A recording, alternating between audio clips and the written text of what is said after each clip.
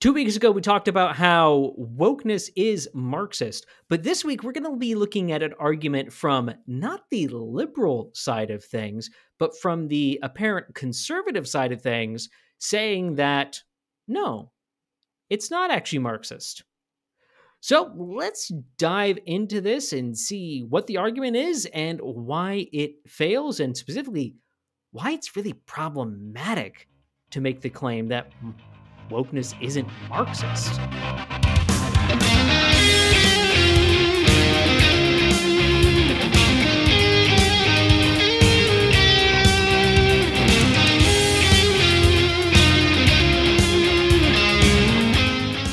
Welcome to Wokepedia podcast. The Wokepedia podcast is brought to you by Enemies Within the Church. You can find out more by visiting enemieswithinthechurch.com. Once again, that's enemieswithinthechurch.com. And when you go there, you can go and click on that Wokepedia tab, and you can find all kinds of articles and helpful resources there to help you identify, well, wokeness and find some solutions so that you don't go woke. How are you doing today, Kyle? I'm doing pretty good overall. I'm excited to be here as always. I like the episodes where we talk about some of the core issues like Marxism. Yeah. It feels really easy to talk about. It feels easy because it's generally easier for people to see what's going on than it is to talk about some of the details of a specific woke person, which we still want to do that, but I'm ready for a good time. How about you? Yeah, no, I'm excited for this. And, and I do enjoy looking at really those core issues. And I mean, I'm trying to think here. What year are we in? We're in 2023. But I think for about 6 years or so, and maybe 6 years or so, I've been constantly saying that wokeness or wokeism or what, however you want to call it, being woke is a form of Marxism. And so I do find it interesting that recently there's been this pushback against this. And specifically, I'm not surprised when it gets pushed back from the left, because I mean, I wouldn't want to be called a Marxist, although they don't seem to mind nearly as much as you think being called a Marxist. But I find it really odd to see this pushback come from the right, or the supposed right anyway, or, a conservative place, or somebody who's at least claiming conservatism. I think that's just interesting. What do you think about that? Before we get into it, what do you think about just that idea of it being pushed back against, not from the left, but from the right? It's strange. It's not what I was expecting, and specifically not in the way that it's being presented. Obviously, there's people that openly are not conservative despite what they claim, that would say, oh, it's not Marxist. But then it kind of leaves it as that. They just go, oh, Marxism is a boogeyman. But we're talking about an actual line of reasoning, argumentation. And this is something that many people, influential people, have bought into. So we want to look at the claim, the argumentation, and understand the point that's being made, but really point out its shortcomings. But no, this is not what I was expecting in the slightest. Right. This isn't what I was expecting at all in this. And while we're just talking about this, it reminded me that we do have a resource that we might try to be getting or get put out a little bit here. I've got some videos from the Stand Against Marxism conference that happened back in, I don't remember if it was 2018 or 2019, but nonetheless, it was a really great conference. And it's not just because it was named after me, right? I mean, their acronym was I was going to point that out. Sam Khan. I was quite honored there that they named it after me. But we'll get some of that out, and some of some really sharp minds really spoke some really big stuff against Marxism and in how really woke is Marxist. But I think we need to get into it a little bit here, and we're going to be breaking down an article from Paul Gottfried, and the title of the article, if I remember right, is "Marx Was Not Woke." Is that correct? That is correct. And in fact, I would agree with that sentence as stated. Marx himself obviously was not woke, considering he was born and died over 100 years ago. And that's a little, I think that title's a little bit of a misdirection. You, you know, it really is, because really the argument that he goes to try to make is the opposite, the positive opposite of this. It's that woke isn't Marxist, but the premise, or the at least the title, maybe that's not necessarily the premise, but the title is Marx wasn't woke. In there is a Mm-hmm. distinction between those two claims. Mm-hmm. One is going and saying that a person who died a couple hundred years ago, or not a couple hundred, but over 100 years ago, is, well, he's not something that's prevalent today in a movement today. Well, that's fine that he wasn't part of the movement, that he wasn't alive to be a part of. But the other one is to say that woke isn't borrowing and using and building on top of what Marx created. Which is a whole different beast. And in fact, let's read. This is the I don't know whether you consider it subtitle or sort of an intro, but it really is acts as the thesis. Now, Mm-hmm. I have some quibbles with quibbles with how this article is laid out. It's just not really something that I enjoy. That's a personal thing, because I think it makes it a little bit less clear what the specific argument is. But this does still act as a thesis, and it is: wokeism arises out of the failure of liberalism, not out of the theory of Marxism. Yeah. Now, I think it's important that we establish this right away, Kyle, because I can see those who support this article railing this against us. Kyle, are you a classical liberal or a liberal at all? No, not even close. I've literally done debates against classical liberalism. I mean, in championing, the conservative point of view as opposed to the classical liberal point of view. I'm not a classical liberalist either. I have a lot of issues with Thomas Paine. I almost forgot his name there for a second, but it almost pained me so much I forgot his name. But I have a lot of issues with Thomas Paine and in his political perspectives, and I have a huge issue with the French Revolution. But I completely disagree with this premise, this thesis that they bring forth. What about you? Well, it's problematic. It doesn't work. It just simply doesn't work unless there be certain lines of argumentation to sort of massage it, to blah blah blah. But no, the core of what he's staying there, and the core of what he will actually defend, is wrong. Wokeness is an outgrowth of Marxism. All right. So now that we've looked at this this thesis of the article, let's continue to move on, and we're going to try to get through this whole thing.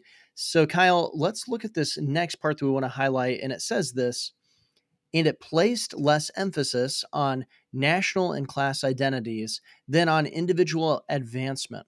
This liberal tendency continued to manifest itself into the late 20th century. What do you think about this phrase or this statement? Well, I mean, it seems like a bit of an inadequate view. Now, obviously, he's condensing a lot of things. Mm-hmm. I'm not saying he's just summarizing and it's causing a problem, but it seems to be an inadequate view of kind of the whole 19th, 20th centuries. And because he's trying to establish why liberalism fails and why it would give it, in his mind, evolve into wokeness. Although it seems like a bit of a jump, even the way he presents it. But it acts like liberalism was dominant, was the dominant view, in the, at least the Western world, because I think he's focusing specifically on the Western world, whatever you define Western world as, Right.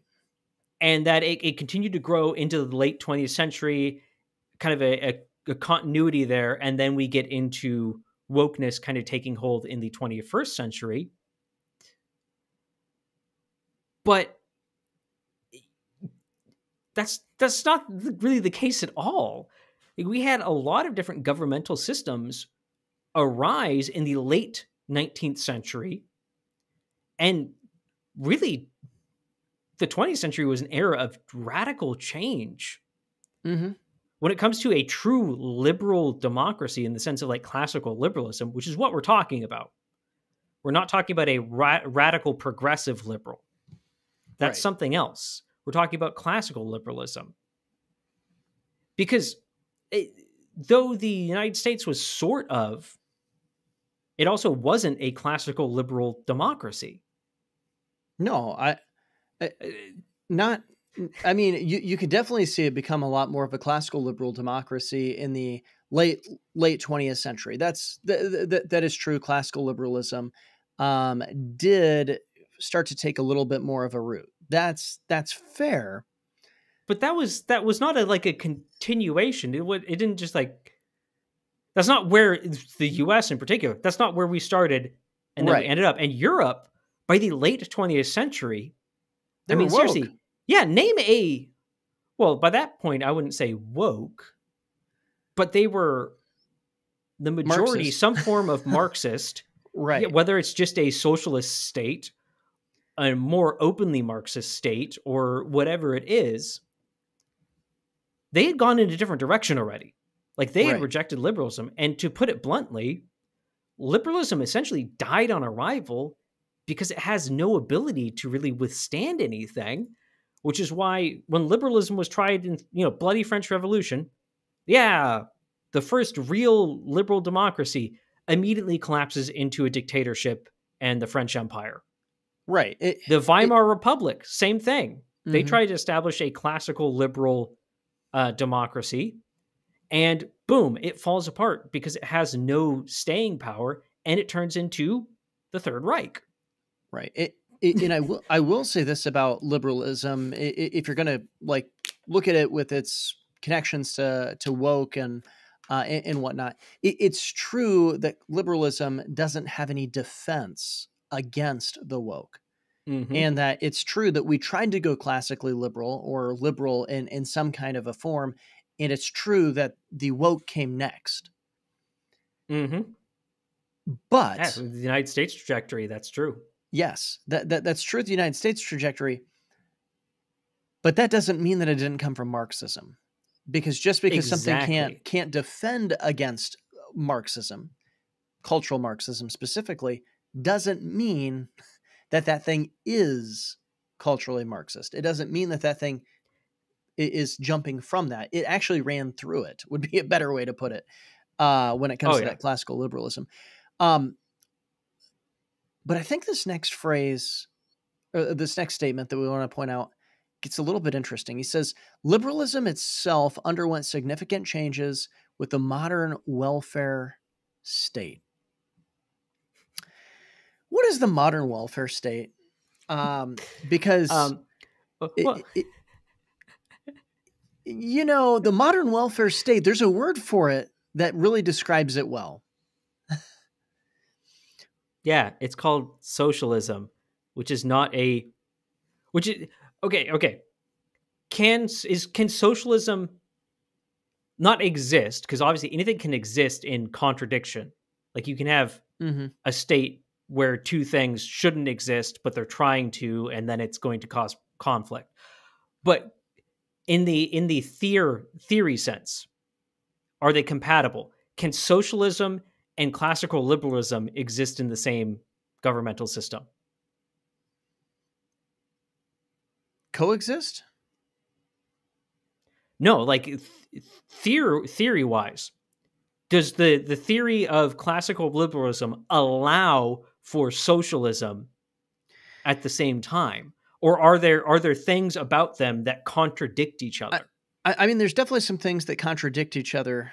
when you look at the individualism and the collectivism aspect of it. I mean, those two Yeah. things are contradictory, although the issue is that liberalism does tend to devolve into socialism. But that's there because is of that aspect. that's not because of liberalism, the theories behind it. Right. That's because liberalism in practice is always going to collapse into Right. some form of dictatorship and collectivism. Yes. Always, every time.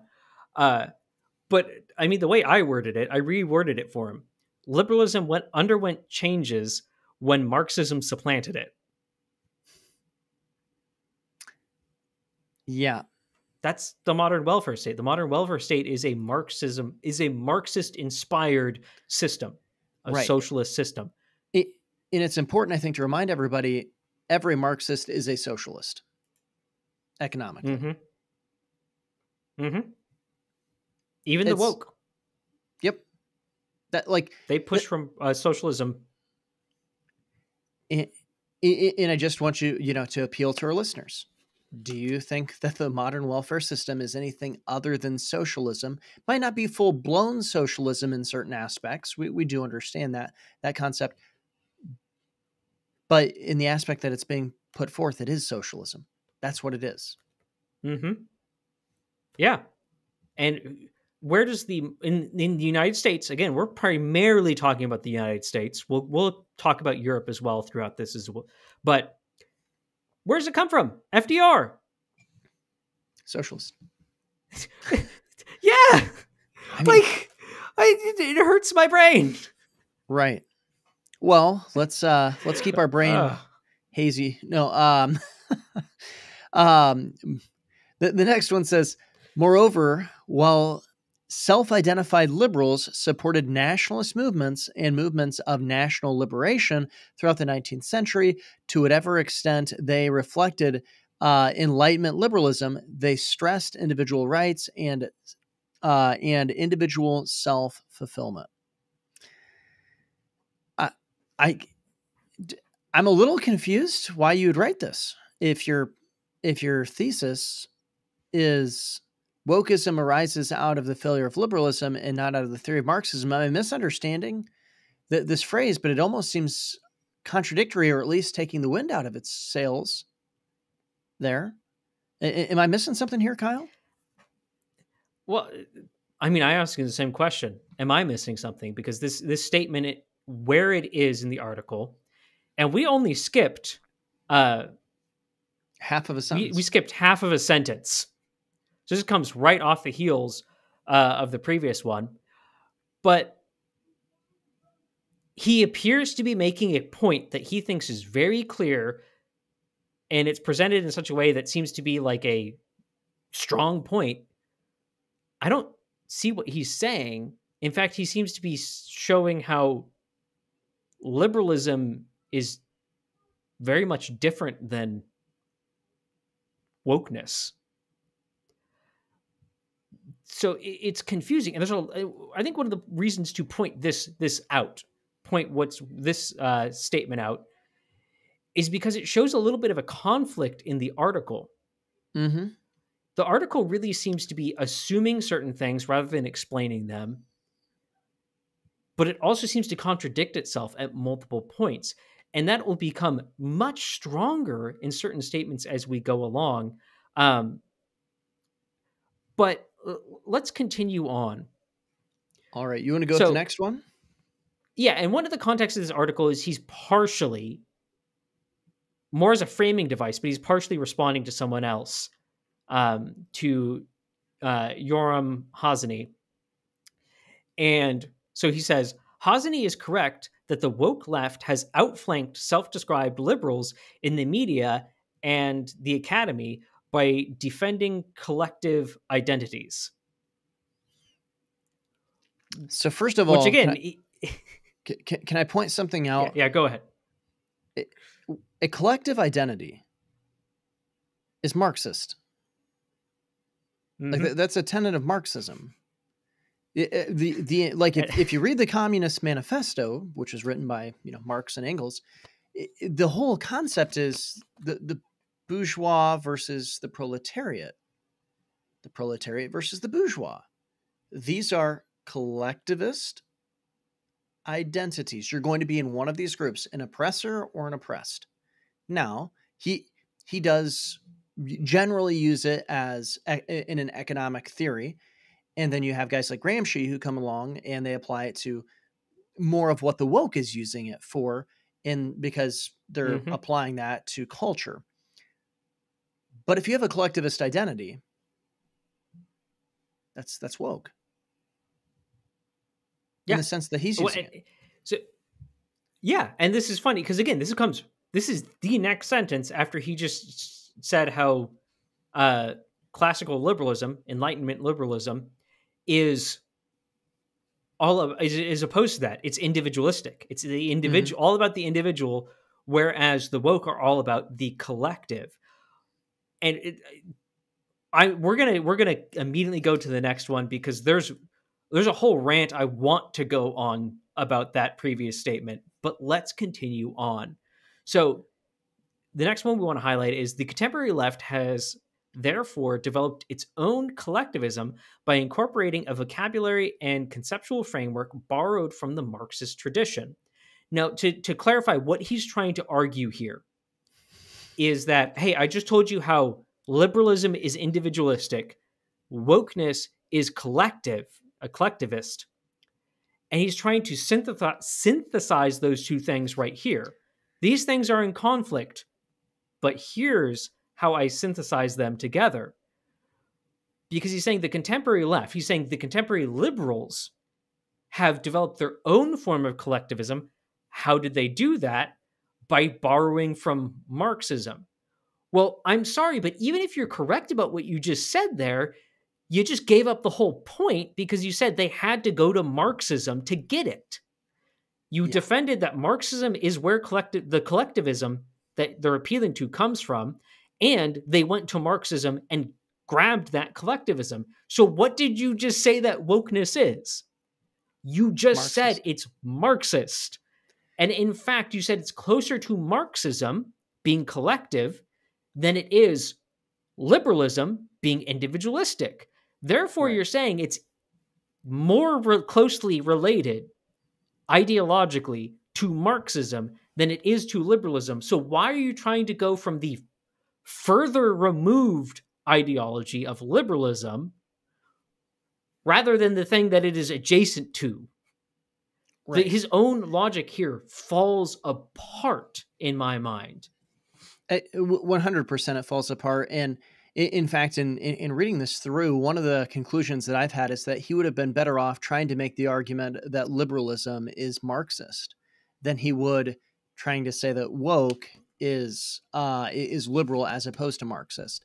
And I'm not trying to argue that liberalism is Marxist. I'm just saying he would have had more of an argument to make that with a point like this than he would have the concept of woke being liberal as opposed to woke being Marxist. But we probably shouldn't go too far into the weeds there, because the next phrase, we got a lot, continuing on.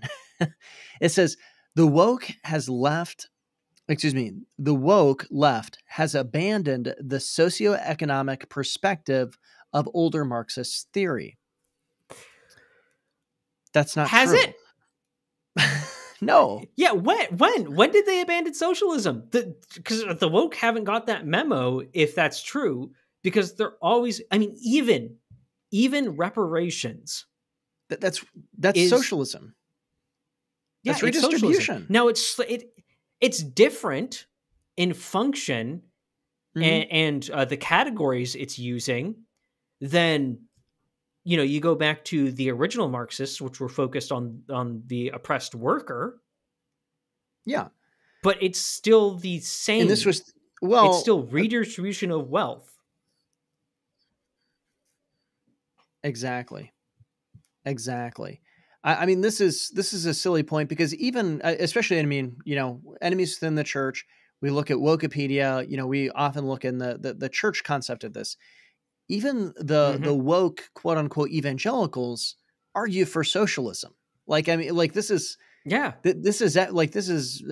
not woke people going around saying capitalism. Now, there are people who are saying capitalism and who have become woke, but I guess we'll hold off on that because I think we get into that in the article just a little bit. But let's keep moving on. You want to read the next one? Okay. They're upholding individual natural rights against collective identity, a concept that now dominates Western societies. So, to clarify what he's saying there, he's saying that there are people that are upholding individual natural rights against a collective identity, and he's saying that collectivism, collective identity, is the concept that now dominates Western societies. So what he's saying is that Marxism won and supplanted liberalism in general in the West. Because remember, his own definition was that liberalism, specifically Enlightenment liberalism, was all about individual rights and not about the collective. It's about the individual. It's really weird to me because he's... This article is self-defeating. One of the reasons why we point this out too is because this author and this war cry is being repeated by people. Mostly, it seems like this idea that we see classical liberals pushing against something that we hold on to, so therefore we want to go and call them woke. That's what they're trying to do. Try to, wow, you guys are woke. But it's much... The problem is that's not... that we got to go down the trunk of the tree and find where the roots are. Right. And as we talked about last time, Marxism itself, it has roots in the Enlightenment. It has roots in liberalism as well. Mm-hmm. That's the soil of which Marx, Engels, and others developed their theories. But that doesn't mean it sufficiently diverged. In fact, it radically diverged from liberalism and from just basic Enlightenment rationalism into its own thing. It was a next step in evolution. To use a Christian, a theological analogy, look at how much people separate Calvinism and Arminianism. Like, do you have any qualms in calling those two separate theories? No, they're separate. Yet Jacob Arminius developed his soteriology out of Calvinism. Mm-hmm. And he considered it an extension of Calvinism to a certain degree. And I don't know if he may have eventually abandoned that. That's not the point here, but it was seen as that, but people realized, no, this is sufficiently diverged. It is 100% its own thing now. Same thing with Marxism. Now, that's something that we're going to look at as we continue on in this, has wokeness sufficiently diverged from Marxism? Our stance is no. His stance is that it never was Marxist, even though he's appealing back to all of its Marxist influences, all of the reasons why it is similar to Marxism. So it's a confusing case, but let's continue on and see if we can't figure out what's going on. All right. Should we skip down just a little ways here? Because as much as I'd love to talk about redneck woke form, and what in the world does that mean? Let's try to get into a little bit more of a more substance here. How about this here? Okay. Cannot escape the materialist foundation of the Marxist historical theory. And I'm going to go ahead and read the next one too, although we'll probably break this up just a little bit because this is just a continuation. It says, Marx was not in the least concerned with non-binary oppression, raging homophobia, or inherently evil nature of being white. This father of scientific socialism focused on socioeconomic economic antagonisms expressing themselves as a class conflict. Now, that's a lot that I just read there, but break it down for us, Kyle. Well, so the first part, he's saying Marxism. Let's break this down, try and communicate it in a way that's understandable. First, he's saying Marxism is materialistic. It's all about, well, it's naturalistic, if you might understand it that way. It's really comes off of the back of Darwin. Right. It is really the first political theory built off of the now, quote, established science, let's use a modern term, the settled science of evolution. We no longer need God. We no longer need an appeal to a higher being. We no longer need these abstract principles to ground us. We can appeal to strictly the material world, to man himself, in a way that goes much further than liberalism did. If liberalism could be considered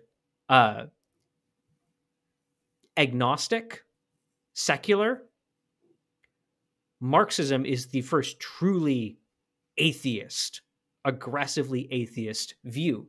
So that's what he's saying there. But the problem is, so what? Right. So what? It doesn't matter that wokeness exists in the era of new spiritualism, the neo-pagan era. Right. That doesn't matter. It's still Marxist. Just because Marx himself and his contemporaries were materialists, were evolutionists, were secular humanists, it doesn't matter. And that goes along with the next part, saying that Marx was not in the least bit concerned with non-binary oppression, raging homophobia, and the inherently evil nature of being white, which is not, the last part is not a tenet of wokeness.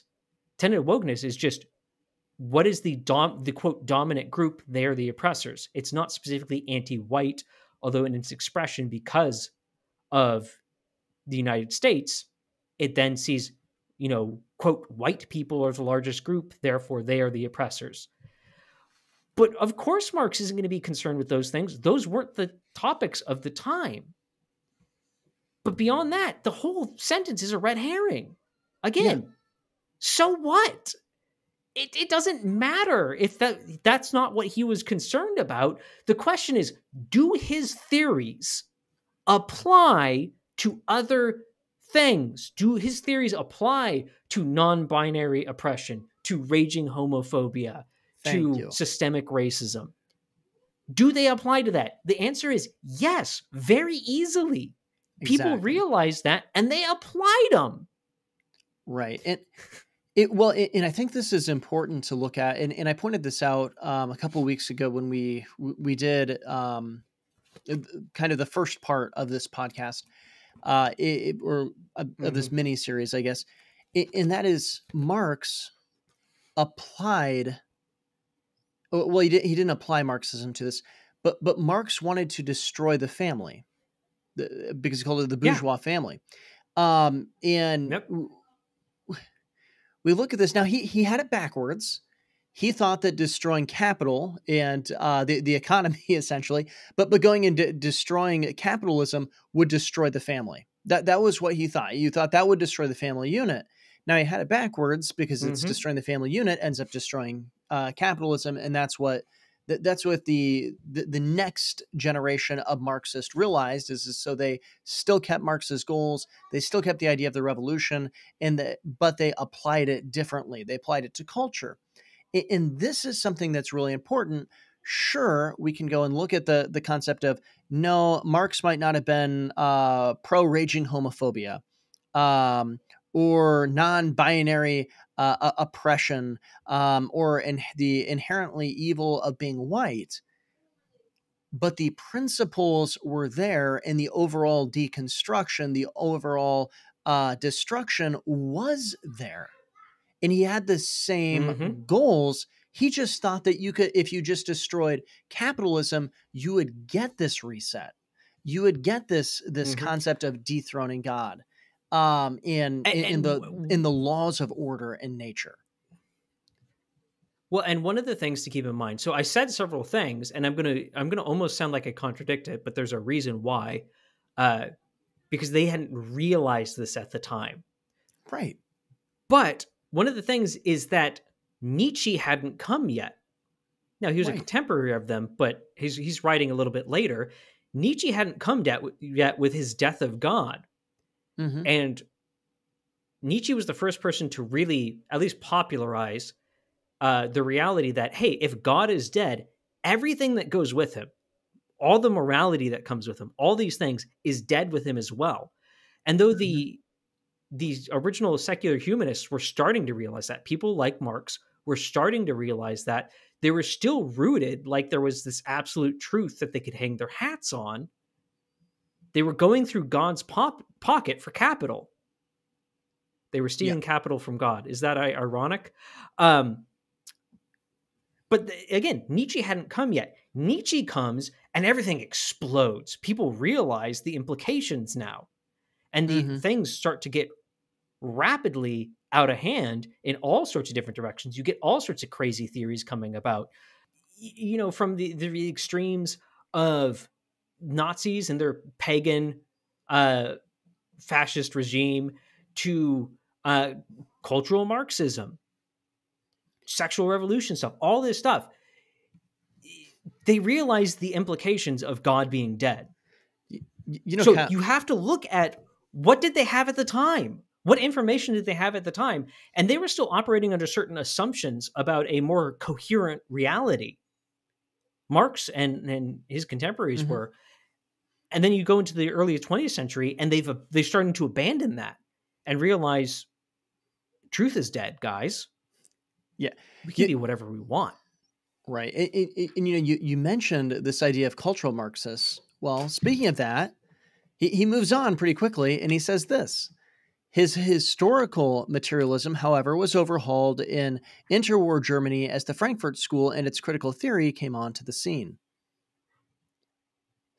Marxism. I mean, do we need to say much other than that? So Marxism. Right. So it's Marxist. Right.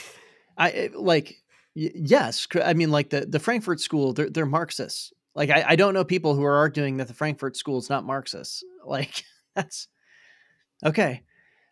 But then, just to kind of double down on this is a phrase that he goes and he says here, the reconstruction of the bourgeois Christian family. Which, Sam, yep. Do we need to get you to pull out the Communist Manifesto again and read Marx's own thoughts on the bourgeois Christian family and his desire to destroy it? No, that's literally in the Communist Manifesto. Like, if you're trying to come from the cultural Marxists, right? He's trying to divorce cultural Marxism from Marxism and say that cultural Marxism isn't really Marxist. And he's trying to say, see, look, the cultural Marxists tried to destroy the bourgeois Christian family. So did Marx. He specifically states it. It's expressed it's an express statement in the Communist Manifesto. I'm starting to wonder if this guy understands what Marxism is when looking at this. Which, by the way, if you're going to write a thing on when something's not Marxist, you should at least have read the Communist Manifesto, and it's becoming apparent that he's either ignoring what he read or he hasn't read it. I don't know what else to say about that. Yeah, I'm concerned. And, I will be very blunt. He does appear to be a man that is smarter than me, or at least more read than me.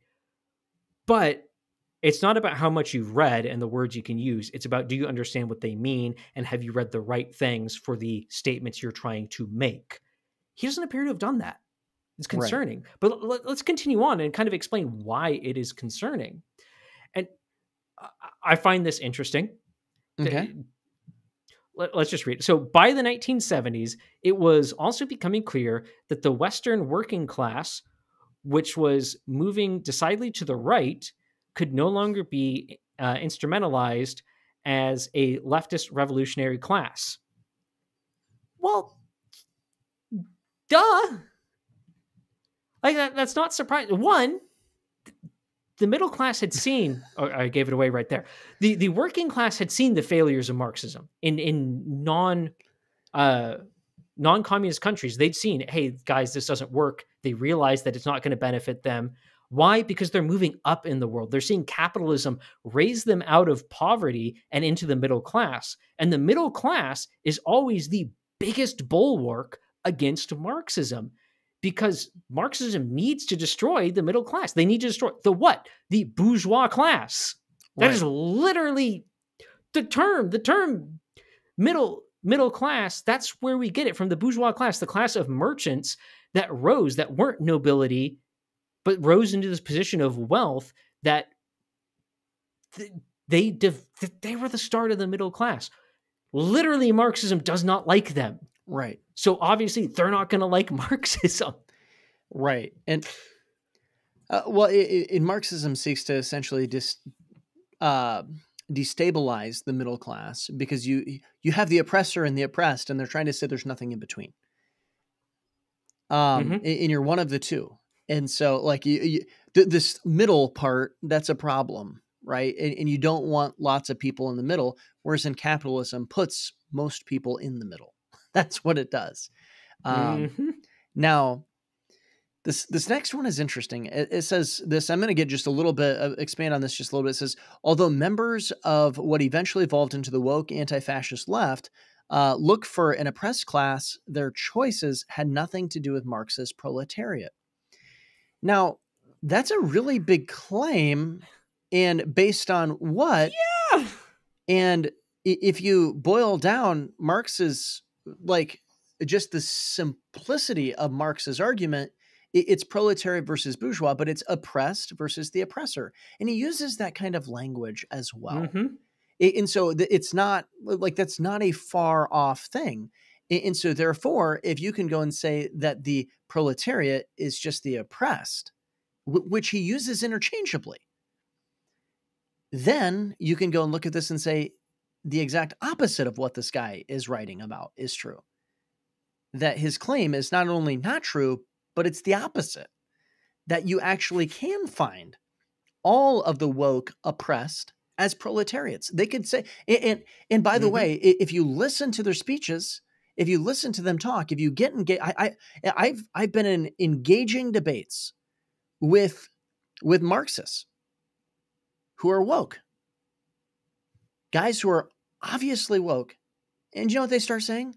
If you get them far enough into it, they'll start using the word proletariat. Yeah. If you get one that's open about their influences, you know, let's say like the founders of BLM who admit that they're trained Marxists, yeah, they'll start using that same terminology. Why? Because they know, they understand the connections. They understand what's going on. They understand what they're trying to do. So it's bizarre. Right. Now, he says this a little bit further down. This led Waite to a complaint that capitalism was emotionally repressive. Is there another like ideology that maybe makes that kind of an argument? Yeah, it's called Marxism. Let me read the previous sentence. So in case you're missing exactly what he's saying, let me read the previous sentence. No longer was it the labor required to sustain the working class, but rather the acquisition of psychological and aesthetic fulfillment. This led Waite to the complaint that capitalism was emotionally repressive. And this is talking about in the post-World War II context of Western nations.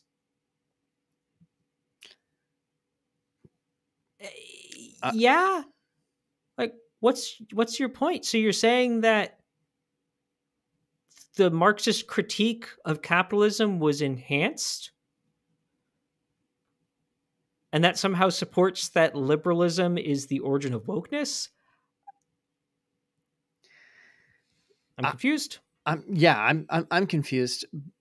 But unfortunately, it doesn't get less confusing because he he says this: Marcuse believed Western countries were materially able to create a rational economy, that is, a socialist one, but simply lacked the will and the vision to establish the sexually economically liberated society that he desired. Such ideas represent a countercultural alternative to traditional Marxism, as well as to the still recognizably bourgeois Christian society that Marcuse and other critical theorists hope to transform.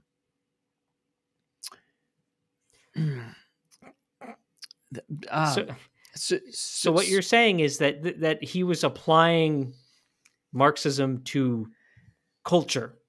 Yes.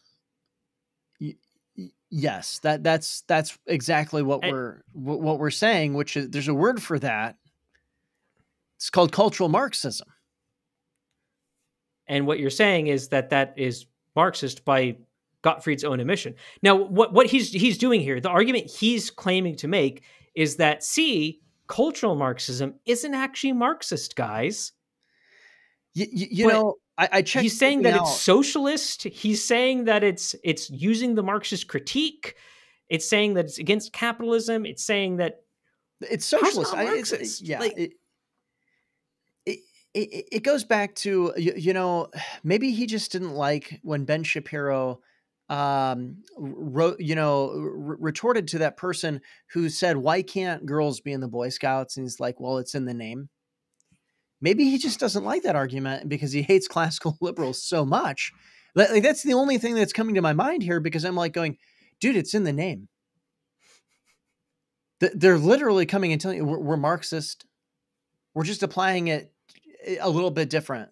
We're realizing that the bloody revolution was not the best way, at least initially. We had to go and to break up the ground first before we could get to the bloody revolution. We're not against violence, but we just got to do some things. We got to get some things in here first, because otherwise we're going to get our butts kicked. And so we got to go change culture, and then we can go to our bloody revolution. That's what cultural Marxism is. It has the same goals. It has it's the same.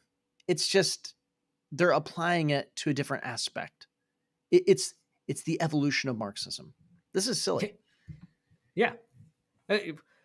Yes, it is. And so he's going to switch his argumentation a little bit. This next whole part, we're only going to read one line of, but it's about, and this will be a theme as he goes through it, that true Marxists, that communists are against cultural Marxism. Therefore, it's not actually Marxist. Which logically, that's not an argument. Right. That's not actually an argument to say, well, this thing is against that thing, therefore it's not this other thing. That's 1 + 2 = apple. But let's read this. So, the invective against this transmogrified Marxism among communists and Orthodox Marxists was every bit as furious as those denunciations against the Frankfurt School that have issued from the Christian right. Okay. I'll admit something that, yeah, there were communist parties that really didn't, especially you look at someone like Stalin, he really didn't like cultural Marxism. Why? Because it's a threat to their power. Yeah. If cultural Marxism is applied, it would then say, hey, look, you guys are not going to bring in the Marxist utopia. You're doing Marxism wrong. Look at all these other oppressed classes that you're not taking care of. In fact, they would look at someone like Stalin as an oppressor class, as part of an oppressor class. They'd invite a new revolution against him. Mm-hmm. Can you see why they wouldn't like that? Right. Well, and I mean, there are different flavors of Marxist, like that as well. Like, I mean, there was the communists and there were the Nazis, but guess what? All of them are Marxist. there are differences in these things, and it's weird that you would see this, because if we're to make an equivalent argument, like you said, 1 + 1 = Apple. Well, we could come out here and you could look at two different Christian denominations, and you could go and say, well, because they disagree with each other, that one's not Christian. Well, that doesn't prove that it's not Christian. Not at all. And so this is just an interesting idea that he's trying to go and to make.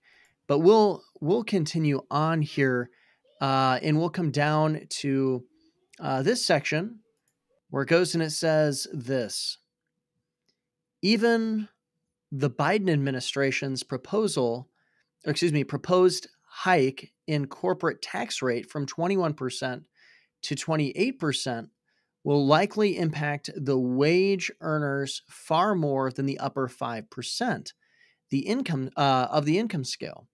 It has been predicted that 50% of these added costs will result in the wage reductions that is increased prices for consumers. Yes, but that's the point. That's the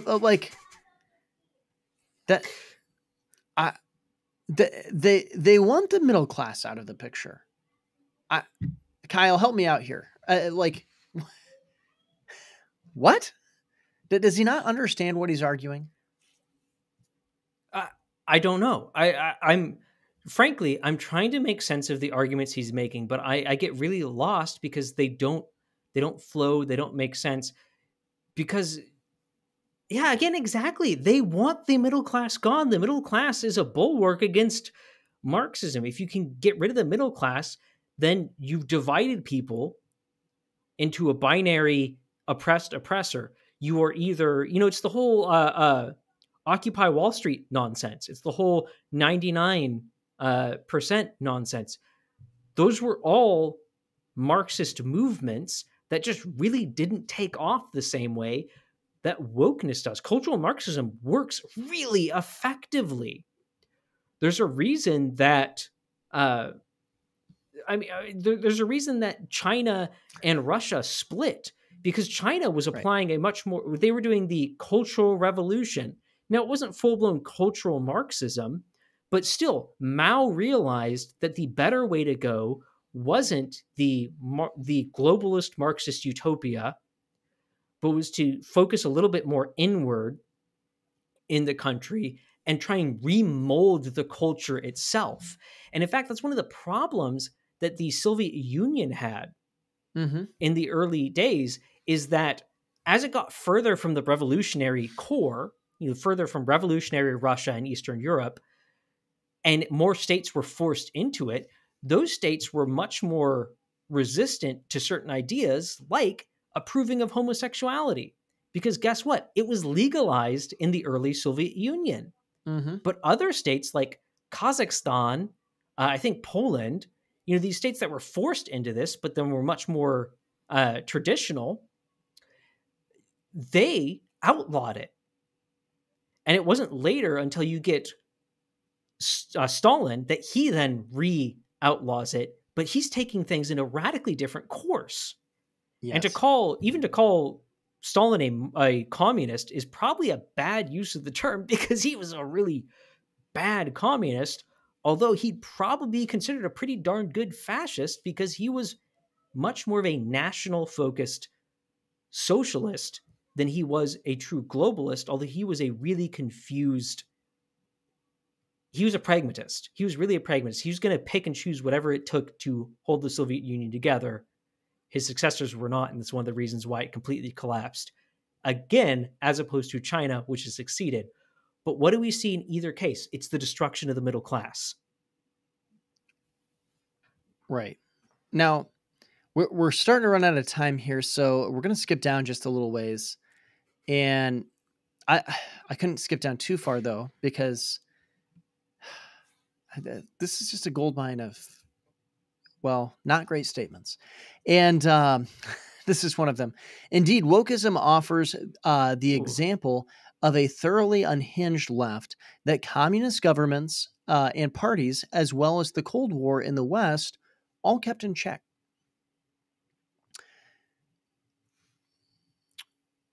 So, What? yeah, that's not true. What about the 1960s? And the other thing is, I just want to make sure that like I'm on the same page. Is he shifting to almost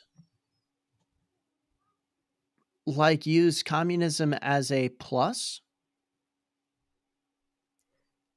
He to really woke? does, and well, he seems to Like, he well, starts to present communism as a bulwark against wokeness, and even sort of treat it positively. yeah. So I just want to come out and say, if you go and you study out what communists did specifically to Christians, like things like put them in concentration camps and make them take human feces as communion. You know, I'm not saying every communist did that, but some of them did. And I'm just going to come Yeah, out and say I don't think that makes your point very well. yeah, especially so. Like, Abortion yeah, is the only man-made, uh, the only system of murder, man-made, so not natural system of death that has outpaced communism. But communism is leagues above war, leagues above anything else. into the abortion Communism point, takes the it, number one spot. into the abortion point as well, communists also participate in abortion, Mm-hmm. in baby murder, forced baby murder. You could Mm-hmm. go. I mean, we don't need to go over the history of that. That's probably uh, that's probably a rabbit trail we don't need to go down. But you make a great point there. I mean, this is a poor choice to go down this route. Like, hey, communists actually kept the woke in check. So shall we return to communism? Like, come on. What kind of an argument's that? Well, And then it I didn't. rather than talking about it, let's continue reading on. So Yeah. let me read I'm just going to read this whole section here. Okay. Wokeism privileges those with deviant sexual appetites, anti-Christian and anti-white fixations, and repugnance for bourgeois institutions, groups whom the communists quite properly kept from rising in their parties and governments. I'm going to keep reading, but he just said that communist parties are pro-bourgeois. The communists held generally traditional moral views. I didn't know that murdering babies was a traditional moral. Even if they practiced tyranny. Unfortunately, the post war conservative movement became so obsessed with fighting communism that it failed to notice the far more dangerous enemy gathering its forces domestically. You know, Harry Hay, who was a leader in the gay movement, just so this guy knows, was a communist, part of the. I believe he was part of the Communist Party. This is ridiculous statements and completely ignorant of Marx himself. First of all, Marx was a sexual deviant. Yes. I mean, like, this is completely just ignorant of communism in general. And to tell you the truth, this almost as we're reading this, I want to be careful. I'm want everybody to hear what I'm saying. I'm not making this claim. I'm saying it sounds like. This sounds like Soviet propaganda or Russian Well, propaganda is what I more should say. okay, that's actually what I was going to say, because it sounds like modern. Yes, this sounds like pro Putin. Putin is our hero type statements.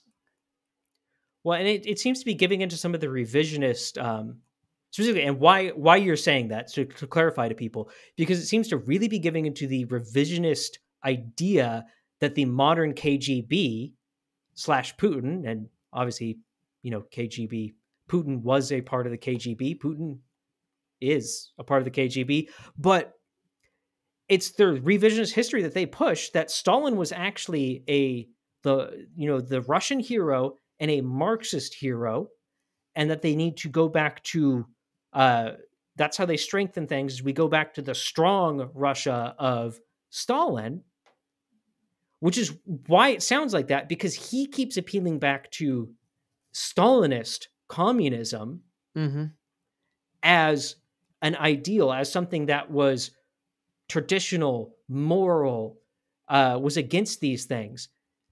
And yeah, it was against cultural Marxism, but it was not moral in any way. In fact, Stalin more than likely holds the number one body count in all of history. Mao is the only one that comes close to him. Right. Unless you want to, people try and put ridiculous things onto Hitler. No, you can't put every body of World War II onto Hitler. We're talking about the people he killed in his own country, death by government, not war. This is kind of a weird thing. When you actually look at the communists, Hitler might miss the Mount Rushmore of Marxists when it comes to body count. I mean, he has a claim, which is a really gross statement that is true. Right. Like I mean, that's not a pro-Hitler statement. It's just one of those things of when you're looking at it, Hitler wasn't as bad as Stalin when it came to body count. He's not as bad as Mao. Now, if he would have been left, if he would have had the amount of time they had, he probably would have might have easily surpassed them. But that's a different story. Right. That's a theoretical. Now, a likely theoretical, but still theoretical. Where should we go next here? Where should we go next? Well, let's read the next statement. We're both on it, so let's read this one. I think this is an interesting and worthwhile one. Yeah, there's a lot here. It says, moreover, those Eastern European governments, including the northeast parts of Germany, that were formerly under the Soviet control, have resisted the woke takeover far better than Western Europe, the U.S., and the Anglosphere. No. I'm just going to put that out there. No. He made a huge, huge misstep in saying this. That shows that he has not even looked at the history of the development of these things. Now, there's a bunch of points we could quibble with. Why do I keep saying quibble? My goodness. But the biggest things is he said that East Germany has resisted wokeness more than West Germany. That is not true in any way. East Germany was more pro-gay than West Germany and legalized, or I think decriminalized. Obviously, there's a minor difference between the two. They did that for homosexuality. They removed the Nazis' prohibitions on it earlier and then made it an acceptable thing earlier than West Germany. So they were ahead of the curve. They were ahead, and he's saying that they're resisting it. Yeah, you got to be kidding me. I really kind of wanted to just skip over this next one too, just for sake of time, but I really think this next one's important to read. In reality, pushback against the Islamic culture comes from the woke left more than from any recognizable right. Those who loudly protest that Muslims oppose feminism and discriminate against homosexuals are by no means conservative. I don't know what world he's living in. And though it is true that there are guys, perhaps like Sam Harris, who do, well, I guess he wouldn't necessarily, well, he would, I guess this guy would be calling him woke because woke comes out of liberalism in his mind. But he'd be saying that something like Sam Harris is maybe who he's thinking of, would be the only thing that really comes to my mind. Most pushback against Islam comes from the conservative side, and this is why. It's because there's a recognition of taqiyya and that things like interfaith dialogue are bad. Taqiyya is the theory that you Mm-hmm. can lie to those who are infidels or unbelievers. As a Muslim, you can go and do that, and it's okay. Like this is a weird claim because it's almost like he doesn't understand this whole culture of interfaith dialogue, which is huge in academia, which is where the woke is. Is he admitted? Mm-hmm. It's huge. This is the whole concept of the big media push, which he once again is saying where the woke is that Islam is a peaceful religion. I mean, how many times have we heard that? And do we think that those who come out and say, no, Islam's not a peaceful religion, do we think that those were woke people or people in this middle class that he's saying resisted the woke? Like, it, Obviously not. Obviously, it's the people on the more radically progressive left, and in the ones that were then stolen by the woke movement as it grew.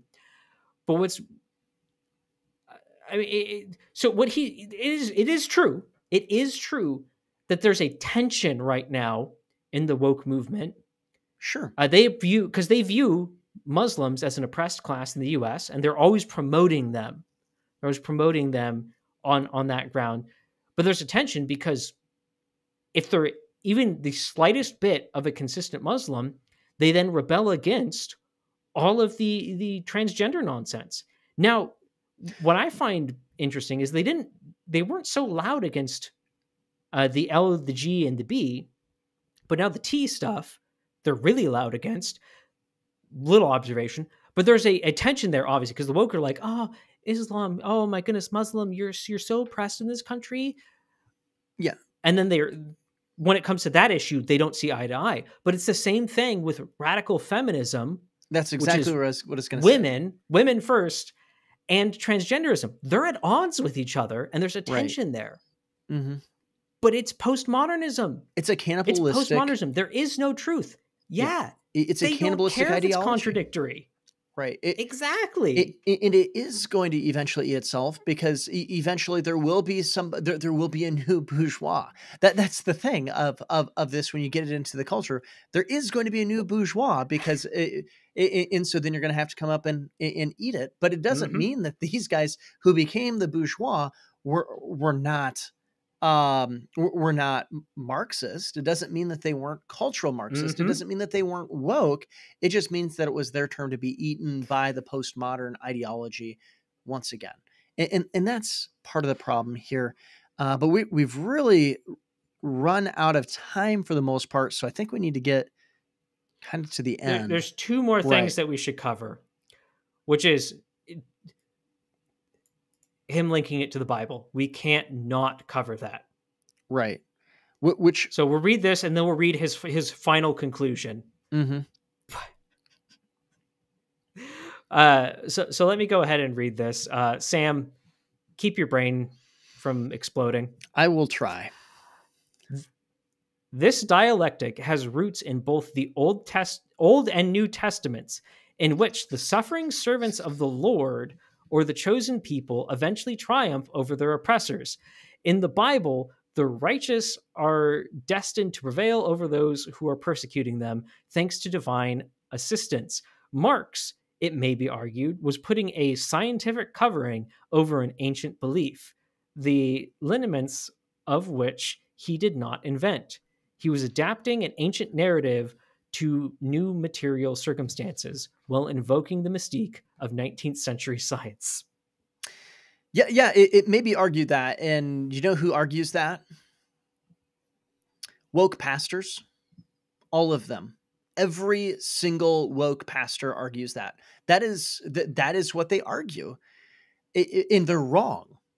In case he's curious, they're wrong about this. But every single woke pastor makes this claim that it's Yeah, the it's oppressed. called Like, liberation theology. right, he thinks he's making this major point by coming out and saying, aha, Marx was actually borrowing from the Bible. It could be argued this oppressor versus oppressed thing has been around much longer. So therefore, when you're actually saying that woke and they're using that oppressor versus oppressed, that it's not really Marxism, because it's before that. That's completely devoid of understanding any kind of woke theology, because this is the argument exactly that they make, that they don't try to go and say, Marx is my theologian. Of course not.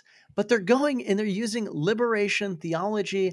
And this is exactly the claim that every woke pastor makes, because they're Marxist. And it's wrong. If this were Sam, true, oh, this gets me fired up. If this were true, Sam, you'd have a point. Sam, Yeah. who's the oppressed figure in the Bible? Are we talking accurately, or what the woke would say? Accurately. Biblically speaking, who's the oppressed person in the Bible? Well, fortunately, the Bible, doesn't allow us to just guess on this. It tells us in Isaiah 53 that he, the Messiah, Jesus Christ, was oppressed. He was afflicted. And it's because of our sins we have violated his character.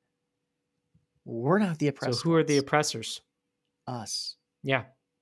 We're the oppressors. We're the oppressors. That's the biblical narrative. So it's really weird. He borrows these Marxist categories, injects them into the Bible, then pulls them out and says, hey, look, they're in the Bible the whole time. Therefore, Marx is not, therefore woke is not Marx, because anyone could get this, because even the Bible uses oppressor-oppressed categories. Yeah.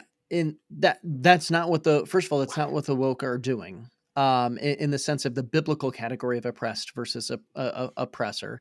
The second thing is that's not really the narrative of the Bible.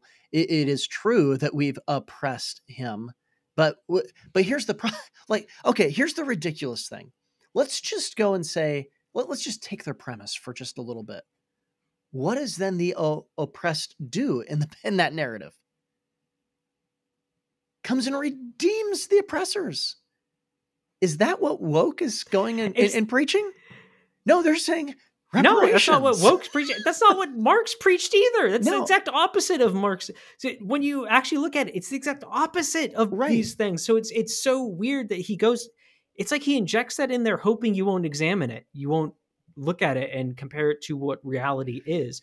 And that's what I feel like a lot of this article is. But let's read his conclusion.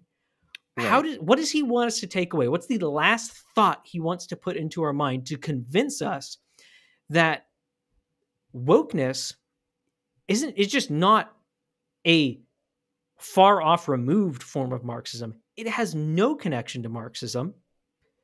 This is his final conclusion. Only an equally determined collectivism can effectively resist those who have ended the liberal era, or what became the pale imitation of one. So how do we fight Marxism? He's claimed Marxism isn't woke, or that he's claimed that wokeness isn't Marxist, but rather it's liberalism, classical liberalism. And how do we fight against it? Well, we fight against the collectivism of wokeness, and since he's already established that collectivism can exist anywhere, oppressor can exist anywhere, therefore we need an equally determined collectivism. I mean, I can see him on a podium before a screaming crowd of people at his rally, his fists in the air, pumping them and saying, we must resist the communists, we must resist the fascists, by embracing communism or by embracing fascism. That was the dynamic that those two groups were doing. They were both arguing for a collectivism, and they were saying that the other one, this is why we need our collectivism to fight against their collectivism. This is so bizarre to me. How anyone, especially, would read that last line and go, yeah, this is conservative. Yeah. And part of he's conserving Marxism. Part of the problem is that it has been done before. This is not the first time this kind of argument has been made, but the issue is that it's when Marxists are infighting. That's the reality of it, is that it's saying, actually, my Marxism is better than your Marxism. So we should go with my Marxism as opposed to your Marxism. And I I'll be honest, if it wasn't for this last sentence, I would be uncomfortable saying that because I don't like to call somebody who's saying that they're a conservative presenting Marxism, but this article leaves me no choice to go in to say we need a new collectivism. Yeah, the article itself. Now, I don't know what his rationale, his explanation, his definitions, all of these things. He does not make it clear in this, but the article itself argues for Marxism, and the construction of it concerns me because it feels like he's trying to disconnect wokeness from Marxism. Therefore, he can present Marxism as a solution to beating wokeness. I really hope that's not what's being said here, but that's what it comes off as, especially when you read it historically and you see the issues with some of the claims he's making that just don't exist in reality. Right. Marx, frankly, if he was alive today, it's a very high chance he would be woke. Right. Because his theories, I find it hard to believe that he wouldn't see his theories and go, and see how they're being applied and go, oh, yes, this is great. We're free from the stuffy remnants of Christianity, and we've fully embraced. I can be even grosser than I was previously. Right. And Marx was a failure, ultimately not in going forth in his ideology. That's been a wild success, not in accomplishing utopia, but in spreading it. But Marx was a failure while he was alive. If he were able to see the great success that was here, especially with the ethics that Marx had, there's no doubt in my mind that Marx would have been a pragmatist, and he would have gone with a pragmatic result, which of course is cultural Marxism, is more pragmatic than classical Marxism. It just is. Well, and it's exactly why the early German Marxists were pro-homosexuality. The early Russian Marxists were pro-homosexuality. And that really covers like the early Marxist movements in general. They didn't see an issue with it because why not? Right. There's nothing to hold them. There was no morality to hold them to that anymore. Right. They're free. They're destroying the bourgeois family. That's what their goal was. And so they were against that. So they weren't going to try to participate within those bounds anyway. But they were exploring, and they were starting to see what they could get away with. After reading this and maybe being convinced a little bit, should we end today with a tagline of and don't go classical liberal? I mean, I wouldn't mind saying that, but I think that we should still stick with don't go woke. What do you think? Well, we should definitely say both. I think it's worth pointing out that we're not classical liberal. Let's end it this way. Yeah. Oh, and if you disagree with us, please comment. If you're watching on YouTube or Rumble, message us. You actually did. Someone did contact us on Spotify. It was I didn't know you could do that. Yeah, it was like I think it puts a question at the bottom of it that you can respond to. Cool. But, email us, contactwokepedia@gmail.com. We want to hear from you. We want to answer your questions. If we get enough good feedback from these past couple episodes, we'll do a sort of Q&A episode responding to things to clarify anything we didn't super clarify, because we had to go fast, even though this took us quite a while. But I think I'll end this way.